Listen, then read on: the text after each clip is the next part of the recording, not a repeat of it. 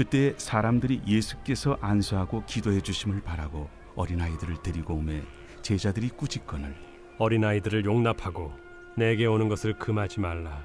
천국이 이런 사람의 것이니라. 그들에게 안수하시고 거기를 떠나시니라. 어떤 사람이 주께 와서 이르되 선생님이여, 내가 무슨 선한 일을 하여야 영생을 얻으리이까? 어찌하여 선한 일을 내게 묻느냐? 선한 이는 오직 한 분이시니라. 내가 생명에 들어가려면 계명들을 지키라. 어느 계명이오니이까? 살인하지 말라. 간음하지 말라. 도둑질하지 말라. 거짓 증언하지 말라. 내 부모를 공경하라. 내 이웃을 내 자신과 같이 사랑하라 하신 것이니라. 이 모든 것을 내가 지키었사온데 아직도 무엇이 부족하니이까? 내가 온전하고자 할진대 가서 내 소유를 팔아 가난한 자들에게 주라. 그리하면 하늘에서 보화가 내게 있으리라. 그리고 와서 나를 따르라. 하시니 그 청년이 재물이 많음으로 이 말씀을 듣고 근심하며 가니라. 사랑하는 큰숙가족 여러분, 평안하시죠? 오늘도 하나님의 말씀을 통해서 우리에게 향하신 하나님의 마음과 생각을 함께 나누겠습니다. 오늘 나눌 말씀은 마태복음 19장 13절에서 22절의 말씀입니다. 자, 19장이 시작되면서 갈릴리 중심의 사역을 주님은 마무리하시고 이제 요단강을 건너 유대 지경에 이르러 이제 십자가를 향한 걸음을 한 걸음 한 걸음 옮겨가고 있습니다. 오늘 본문도 그 환경 가운데 아이의 부모님들이 아이들을 손에 잡고 예수님께 나옵니다. 오늘 13절에 보니까 안수도 받고 기도 받기 위해서이죠. 그런데 그 장면을 본 제자들이 꾸짖게 됩니다. 야단을 칩니다. 여러분, 왜 그랬을까요?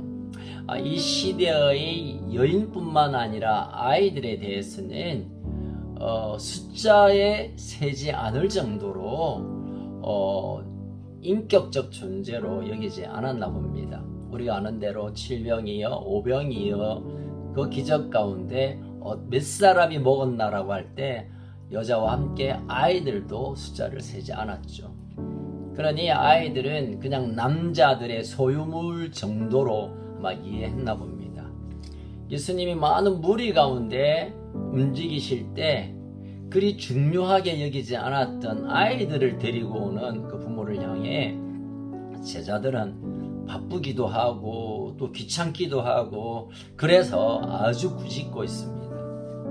오늘 보면 14절은 이 장면을 보신 예수님이 이런 말씀을 하십니다. 어린 아이들을 용납하고 내게 오는 것을 금하지 말라. 천국은 이런 자의 것이다.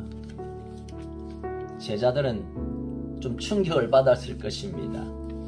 자기들 생각 또 사회적 통념에 의하면 아이들은 좀 귀찮은 존재 또는 그냥 별로 중요한 의미를 두지 않음에도 불구하고 예수님은 이런 아이들이 천국을 가질 수 있는 천국의 시민이 될 수 있는 것이다 라고 말씀하고 있습니다.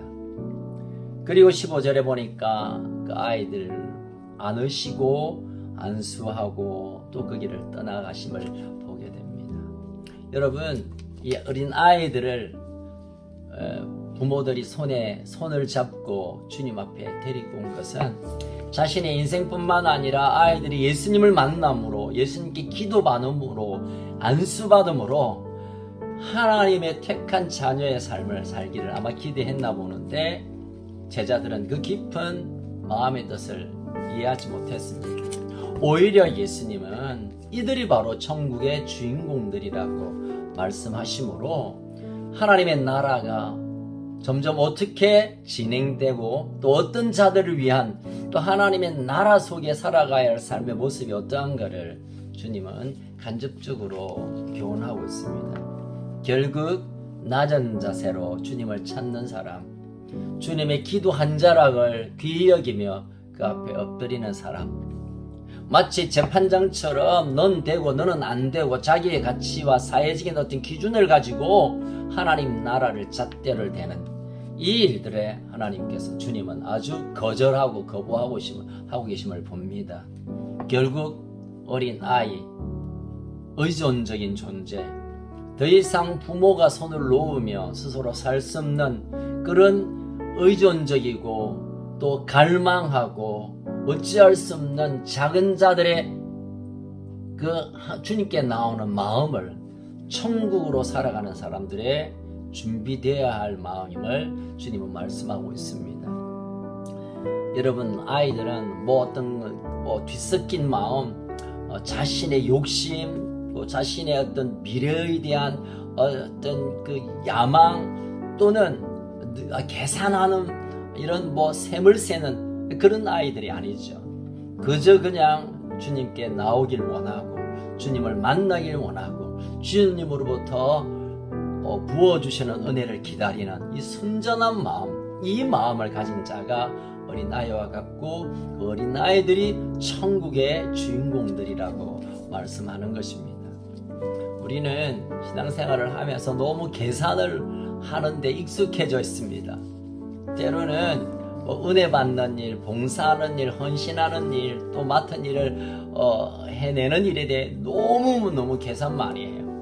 그리고 자기의 능력을 어쨌든 발휘해 보려고 하지만 하나님의 나라의 주인공들은 주님께 온전히 의존하는, 의탁하는, 주님께 순전한 마음으로 달려가는 그 중심을 주께서 원하시는 것입니다.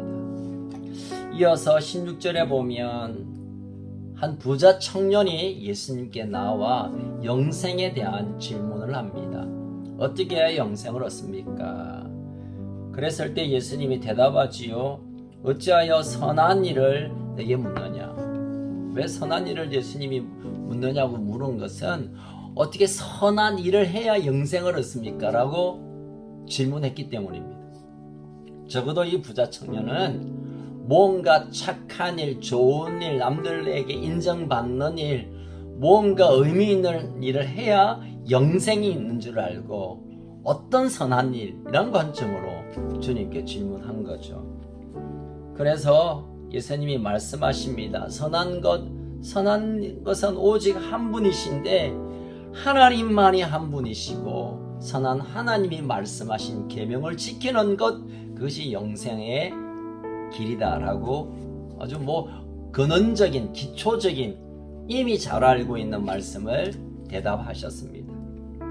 그런데 18절에 보니까 그럼 도대체 어떤 계명, 어느 계명을 잘 지켜야 그것이 선한 일이고 내가 기대하는 영생을 얻습니까? 라고 물었을 때 예수님 말씀하십니다. 살인하지 말라, 간음하지 말라, 도둑질하지 말라, 거짓 증언하지 말라, 내 부모를 공경하라, 내 이웃을 내 자신처럼 사랑하라.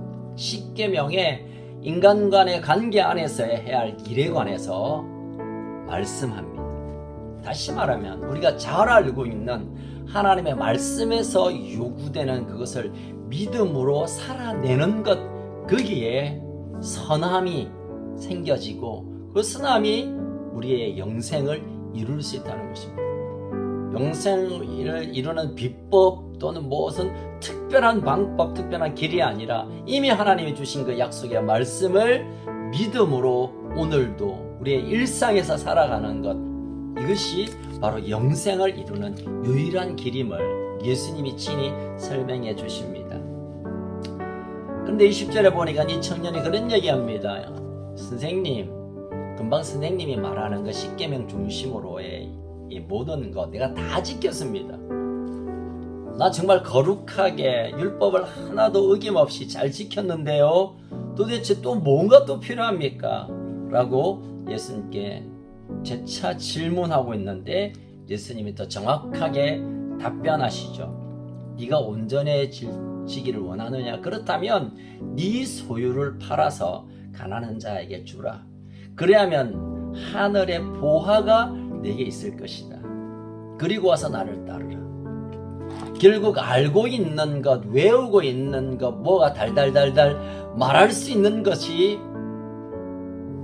참된 믿음이 아니라 영생을 이루는 방법이 아니라 그런 주님의 말씀을 이제 온 몸으로 사랑으로 실천하고 살아내어야 비로소 그것이 온전해지고 믿음이고 영생을 얻는다는 것입니다. 우리가 한 번씩 착각하는 경우들이 있습니다. 어떤 교리를 잘 알거나 어떤 진리의 말씀을 잘 정리해서 이해하거나 또는 내가 많은 책을 읽거나 성경을 많이 읽거나 또 어떤 내용을 잘 숙지하고 있다고 생각하면서 그게 나를 믿음으로 세워주는 재료인 양 착각합니다. 여러분 물론 그것이 필요합니다. 정말 교리도 잘 아는 것이 필요하고요. 성경을 많이 읽는 것도 필요하고 또 말씀을 통하여 잘 이해하고 잘 정리하는 것도 정말 필요하죠. 그러나 핵심적인 것은 그 알고 있는 대로 살아내는 것, 사랑의 실천으로 직접 그렇게 살아낼 때 비로소 우리가 알고 있고 믿고 있는 것이 실제의 능력으로 나타나 영생을 이 땅에서 살아낼 수 있고 영생의 끝인 천국을 향하여 우리가 달려갈 수 있는 것입니다. 여러분 결코 우리가 많이 읽고 많이 알고 뭔가 깨달음이 전부가 아닌 것을 꼭 기억하십시오. 그것으로 인하여 내 삶을 살아내는 것, 실제로 그렇게 살아내는 것, 예수님을 주님이라고 말은 하지만 그 예수님이 내 인생의 주인으로 완전히 받아들이지 않고 주인 되신 그분의 뜻을 따르지 않는다면 우리가 수천 번 주님 주님 한다 하더라도 그것은 우리에게는 별 의미가 없는 것입니다. 수많은 이론들, 신학적인 상식들 또는 교리들을 잘 알아도 그것대로 살아내리지 못하면 소위 공념물, 별 의미 없는 지식에 불과한 것이죠. 살아내는 힘, 내가 알고 있는 대로, 내가 깨달은 대로, 내가 믿는 대로 살아내는 때 비로소 영적인 자양분이 되고 우리가 영생을 누릴 뿐만 아니라 영생의 능력이 나타나게 될 것입니다. 자, 이런 설명을 아주 핵심적으로 예수님이 풀어주시니까 마지막 22절에 보니까 그 청년이 재물이 많음으로 이 말씀을 듣고 근심하니라. 그 재물을 팔아서 가난한 자를 주라. 그게 참 사랑 아니냐. 알고만 있는 대로가 아니라 사랑으로 나누라고 하니까 아는 것만 선택하고 그것을 실천하는 일에 대해 그런 고민에 빠지고 결국 슬그머니 그 자리를 떠나게 되는 것이죠. 사랑하는 우리 큰숙가족 여러분, 저는 우리 가족들이 알고 있는 대로 행함으로 알고 있는 것이 내 인생의 능력으로 나타나는 그런 일이 있기를 축복합니다. 많이 알기보다 조금만이라도 그것을 실천하는 편이 훨씬 가치 있고 능력의 삶을 살 수 있는 것입니다. 오늘 어린 아이와 같이 주님께 완전히 의존하는 마음, 우리가 알고 있는 대로 믿음으로 살아내므로 영생이 죽어서 경험하는 것이 아니라 지금 이 땅에서 하나님 나라가 이미 임했고 영생이 이미 시작되는 그런 영광스러운 시간을 우리가 함께 누리며 흘려보내며 살아내는 그런 일이 있기를 축복합니다. 기도할까요? 살아계신 하나님 아버지 감사합니다. 때때로 우리 인생 가운데 참 이해될 수 없는 것을 알기 위하여 노력하기도 하고 또 예수를 제대로 믿기 위해서 무언가를 잘 습득해야 되는 줄 알지만 그것이 필요 없는 것이 아니라 귀한 것이지만 그렇게 살아내지 못한다면 우리가 알고 있는 것, 깨닫는 것이 무슨 의미가 있습니까? 주님, 우리에게 그렇게 살아낼 수 있는, 실천할 수 있는 정말 주님의 말씀이 내 몸을 통하여, 내 삶을 통하여, 내 일상을 통하여 나타나고 증거되고 또 그것이 흘러가게 하여 주옵소서.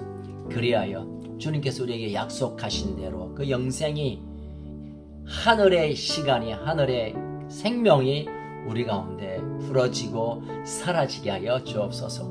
오늘도 흩어져 있는 우리 모든 큰숙 가족들 어디에 있든지 간에 주님께 전적으로 의지하고 그리고 믿는 대로 아는 대로 살아내는 능력 있는 하나님의 사람, 능력 있는 영생의 삶을 사는 우리 가족들 되게 하여 주옵소서.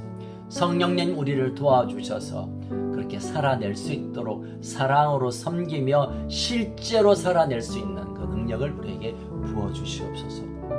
오늘도 내일 복된 주일을 준비하며 은혜 받을 준비, 또 주일에 하나님 주신 복을 준비하는 마음으로 오늘 하루를 주님과 함께 동행하여 주옵소서. 우리를 사랑하시고 축복하시고 우리에게 영생을 이미 허락하신 예수님 이름으로 간절히 기도합니다. 아멘. 그럼 오늘도 승리하는 복된 하루가 되시기를 축복합니다.